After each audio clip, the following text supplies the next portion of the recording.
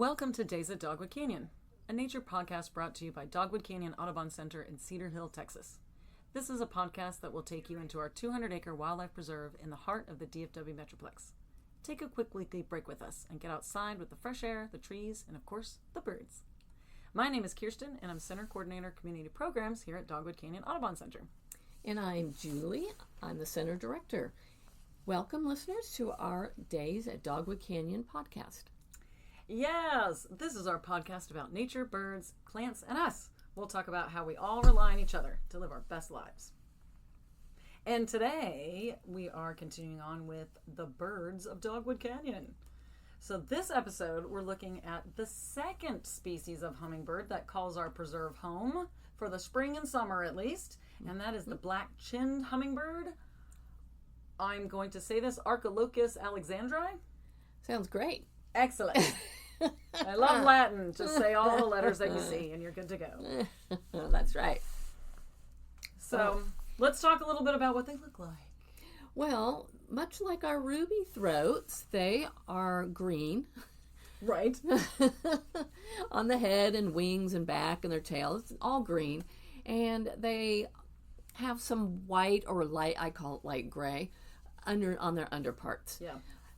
The males will have the black chin, as do the ruby throats, when you see them in the shade. But as soon as the sunlight hits that neck, it becomes a brilliant, iridescent purple that is just beautiful to behold. It is. It's like a gem. It is. The females, of course, you cannot tell the females apart from the ruby throats. I mean, really, if you just first glance, you cannot. Yeah. You cannot. I cannot. Experts probably can. But there are a few tips that I learned when I lived in Arizona. Okay. And we will discuss those momentarily. Well, I think that's it. I think we covered what they look like. Yes. So the females, of course, don't have the chin color. And that's why they're hard to tell apart in a lot of different species. So tips, clearly the males, if you see the purple, and like we're talking purple. It's not going to be a reddish purple. There's not going to be. No, it is a blue purple. Yes. And that'll be the male. With the females, when it comes to ruby throat versus black-chinned, if you look at their heads where the beak comes in contact with their skull, essentially, the black-chinned will have a very steep forehead. So it's very, very steep. It's not as rounded as the ruby throats. Now, of course, you're going to have to ask them to sit very still. Of course. And then you'll be able to see it. And also on the black-chinned females, the beak is longer than on a ruby throat. Once again, you'll have to have them like sit right next to each other. Sure. And be like, just stay there for a minute. But that is kind of a tip. If they do sit long enough, it looks almost like when you're looking at the black-chinned, it looks almost triangular, like a perfect little triangle right where their beak is. Well, also if they sit perfectly still for you and side by side, yes, you can notice that the black-chinned hummingbird, I believe, has a longer wing that goes to the tail, maybe even beyond, whereas the ruby throats are not quite as long. Yeah. I think it's subtle still, but it's super subtle. And like you said, unless you are an ornithologist studying these birds, you may never pick up the tips on how to recognize the females apart from each other. Right. One thing I did note, though, is that the black-chins will, when the birds are hovering, so now they're in flight, and you can watch this behavior, is that apparently the black-chins will pump their tails when they're hovering, whereas supposedly the ruby throats will not. Huh. I have never noticed that. Yeah, I'll have to look at that more closely next time. We will check that out. So, a lot of people want to know, what do they eat? Well, I mean, it's basic nectar, insects. Yep. So, the insects is the stuff that always gets people. They're like, what? Hummingbirds eat insects? Oh, yeah. Seriously? Mm-hmm. So, what kind of insects are hummingbirds usually after? Well, soft-bodied ones, so probably not beetles. So little ones, I know in Arizona, this was very unusual. I lived there for a while. They offered a fruit fly collecting bird feeder for hummingbirds. Sure. Which is, it's kind of disgusting. You put in a banana and let it like rot in there. and then it'll attract the little Oh, yeah. fruit flies, which is great. But I'm all like, egress, what else is it going to attract in your backyard? But what a buffet. Yeah, that's true. So, yeah, they're looking at like the little gnats. So the little things that drive us insane, that's what hummingbirds really, really like. But the easy one, of course, for us to offer is nectar. Yes. And we can do that in 2 different ways. Mm-hmm. We are going to talk about how to attract them through your yard, but the one that most people know about is the nectar feeders. Yes. That we make with sugar water, and then of course native plants, which we're talking about it now, so why not? How would we attract them to our yard? We have 2 options there. We One do. is the nectar feeder, which everybody is very familiar with. Right. But it's probably important to note that you can't make it with just any sugar, right? No, you're right. You really need to use the white sugar, or like your table kitchen sugar. Mm-hmm. Nothing with brown sugar in it. Don't be attracted to the it's good for us part. Right. Table sugar's not so great for us. We don't want to use it, but hummingbirds can't process anything that has molasses in it, and that's what brown sugar has in it. It will literally get stuck in their crop. They won't be able to drink at all. Yeah. And what about honey? Honey, definitely a no-no. Once again, it gets stuck in the crop, and they can't process it. So that's one of the biggest things that hummingbird rehabbers will actually tell people is if you're going to make supplemental hummingbird food, always use that white table sugar. I think of the table sugar as being a sterile component of it's clean. It's been so processed that it's clean and is not going to cause issues. So it's a very simple sugar. Yep. And that's what you want to use there. Yeah. And that's all you want to use. That mixed with some water. Yes. And there is a correct proportion for the water. And don't make it so concentrated that you think you're helping the bird to give them more energy. Right. They don't necessarily need that. You can see on certain websites, they'll say, oh, during this time of the year, make the concentration different. I do 4 parts water, 1 part sugar all the time. I'm not great at the math. So I literally do 4 cups of water, 1 cup of sugar. And you can keep that in your fridge for about 2 weeks. Yes. It's very easy. But I let them, they know what they need. So they're either going to drink mine or they're going to go to a flower nearby. Yeah. It's supplemental. We are offering them like a quick stop, not something that they are going to need to survive all spring and summer. Right. And our flowers are natural offerings for them. So they like typically something that is tube-shaped flower. Get that long beak in there and just slurp up all that nectar that's being held in that tube. But, we think of the larger tube flowers as being just really great flowers, but they will also feed on smaller things like lantana or phlox. So just, they got to hit more flowers on the smaller flowers, but yeah, they're both beneficial. So offering a nice diversity, I think, is helpful. So if we're looking at native plants, we're talking about probably different types of salvias. Salvias are great because they come many species, but they all have that tubular shaped flower in varying sizes, but still great source for them. Come in many colors, which we often think that they prefer red, right? But which isn't true. But they'll take any color. They actually learn from their mother what type of color offers food. So if their mom prefers red, then they'll go to red. If their mom prefers white, they go to white. Oh, okay. And they do learn throughout their lives. And we have, as human beings, taught them that red does equal nectar because we offer everything in a red feeder. Sure. And on that note, you do not need to add red dye. Oh, yeah. No red dye. That is very, very, very toxic to them. They don't need it. Yeah. Think about it. The nectar in a flower it's not red. It's clear. Yeah. All right. So one of the other fun things about them is courting. Mm-hmm. Yes. So right now, actually here, and we're recording this in April, the Black-chinned Hummingbirds have come into Dogwood Canyon. Yes. And you got to see something, or at least you think it was something exciting the other day. It was exciting. I got to see a male courting a female Black-chinned Hummingbird, and he was doing his little shuttling display of back and forth in a very narrow figure 8. It's a subtle figure 8. Yeah. It just, to me, it looks like a smiley face going back and forth. But then he dives or I should say shoots straight up into the air. I don't know how many feet they go up into the air. It's far. Super fast, and then come diving back down. And they do that in a very narrow U shape. Just up and down very fast. And I think they make a sound with their wings as they're doing that too.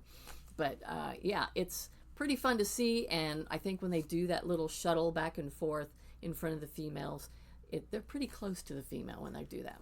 Yeah. Like interface, trying to show off their flying prowess. Yes. And they're hoping that she's going to be like, all right, cool. And then they'll have the little moment that lasts like less than probably 3 seconds. Right. And then she goes on her way. But I do actually have a sound clip of what the sound, if you're ever outside and you don't know what this weird noise is, look around and you may be hearing, or you might catch one of the males doing it. Let's see if it'll play for us.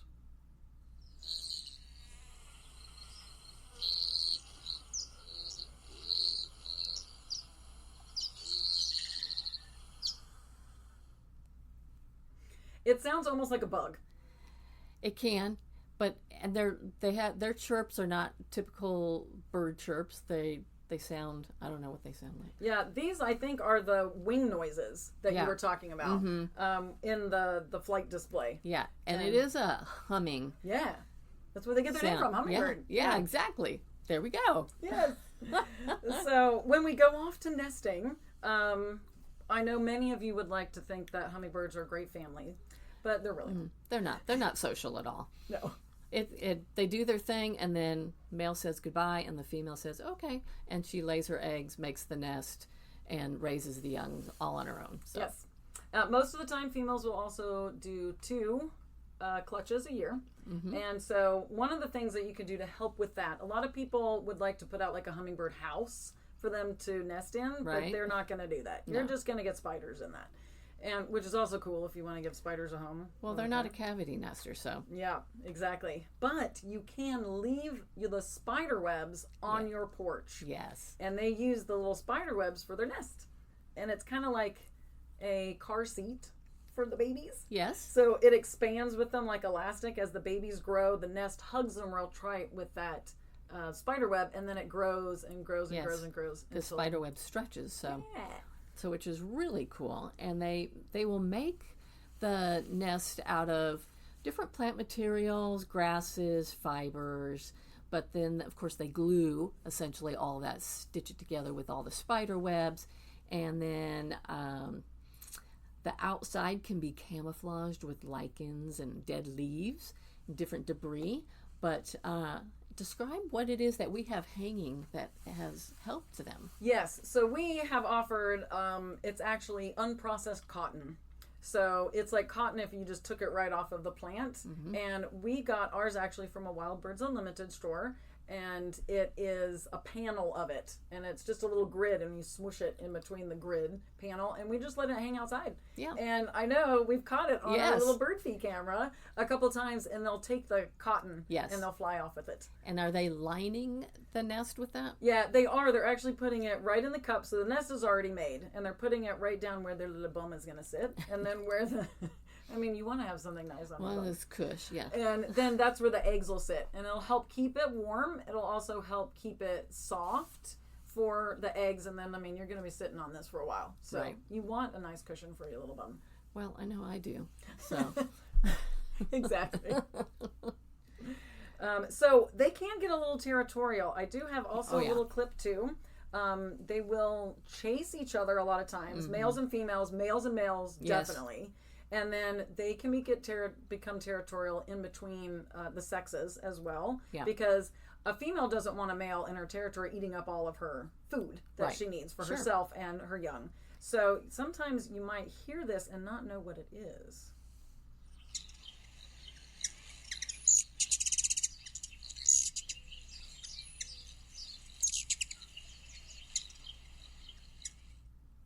Yeah, that's that chirpy sound. It doesn't sound happy. It sounds very kind of angry to me. Yeah, they're not happy. As we said, these are not social birds. No, not at all. So I think we've discussed almost all the super cool things about hummingbirds. Of course, these guys are migratory, so we only get them for spring and summer. Yes. So here in North Texas, they arrived in mid to late March. And then they will stick around until about, I think some of them will start leaving in September. Maybe by October, definitely November, they are gone. Yeah. But it's interesting. They winter in Mexico. And it seems that a good portion of them are along the Pacific coast of the Sierra Madre. And but they will migrate as far north as Canada, up near the British Columbia side of Canada. Yeah. And one of the things I was talking about before we were recording is that I grew up here in Arlington. Yes. And when I was a kid, there were no black-chinned hummingbirds here. It was only ruby throats. Yeah. So from this area of the United States over to the East Coast, it was only ruby throat hummingbirds. Right. And now, I kind of didn't believe you guys when I got the job here. Then you're like, yeah, we get black-chinned hummingbirds. I'm like, really? Are you sure? And yeah, I saw them the first summer that I was working out here. I was like, wow, they really do have black chins. The first time I saw one was when I lived in Arizona. Right. And you get a bunch of different types living out there full time. And so, yeah, it seems that certain species, like the black-chin, are moving farther and farther east throughout the United States as temperatures are warming up a bit. And then also as we are offering them food all year round, they're starting to move more eastward. Yeah. And it's helping them out. It's giving them new habitat and stuff. So yes, they are of least concern. They are. They're doing quite well, which is good. But they are also very adaptable. They will come to our urban environments. And if you want to see the migration of any bird, but black-chins in particular, you can go to our Migratory Bird Explorer on Audubon's website. So we can share that link in the show notes. We will. And watch the movements of these little birds. And the circles will indicate the size, the abundance, which is kind of cool to note as well. Yeah.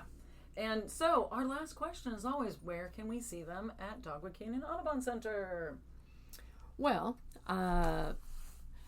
during our plant sales, they are all over the place. They are. Because we have a high concentration of flowers that they love. So right now in the spring is a great time to see them. Just come up to our plant sale. Yep. Otherwise, they do enjoy our Turk's cap plants that we have behind our visitor center. And we also do put up some hummingbird feeders as well, so they will come and visit us there. Yes, and that's in our Canyon View area. You can see the hummingbird feeder and right now the little bit of cotton that's out there for them to use in the Canyon View area. Yeah, and then once all of our plants are blooming, like you said, the Turk's cap, that's right behind when you first start out on the trails. And then sometimes you'll just see them in the prairie when things are blooming. Oh, yes. And I also read an interesting little fact about them, that on average, their resting heart rate is something like 480 beats per minute. Yeah, that's crazy. Our chests would explode. Yes. Yes. I mean, these birds, everything about them is about speed. Everything is fast. Their breathing, their heart rate, their wings beating. It's just everything about them is fast, which is why they are feeding all constantly. The time. Yeah. All right. Well, listeners, we hope to see you out at Dogwood Canyon Audubon Center soon, looking for the black-chinned hummingbird. Hummingbird audio provided by Lang Elliott, Music of Nature.